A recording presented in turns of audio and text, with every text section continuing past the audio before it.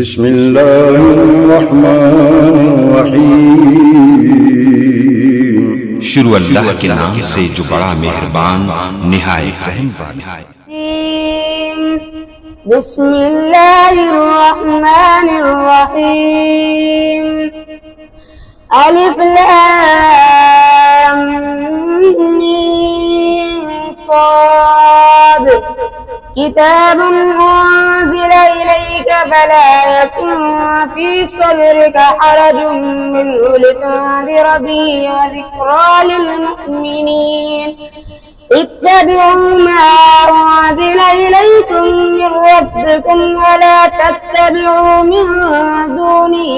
أولياء قليلا ما تذكرون وكم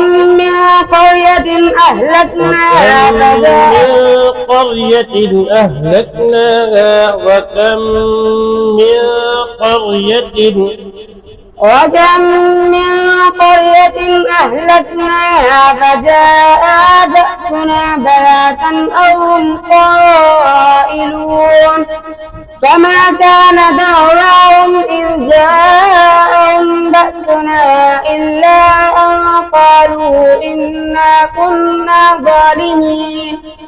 فلنسألن الذين أرسل إليهم ولنسألن المرسلين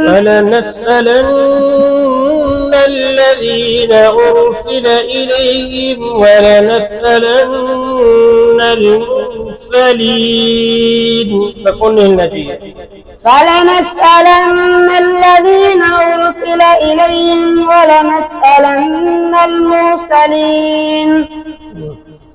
فما كان دعواهم فلنقصن عليهم بعلم وما كنا غائبين والوزن يومئذ الحق فمن ثقلت موازينه فأولئك هم المفلحون ومن خفت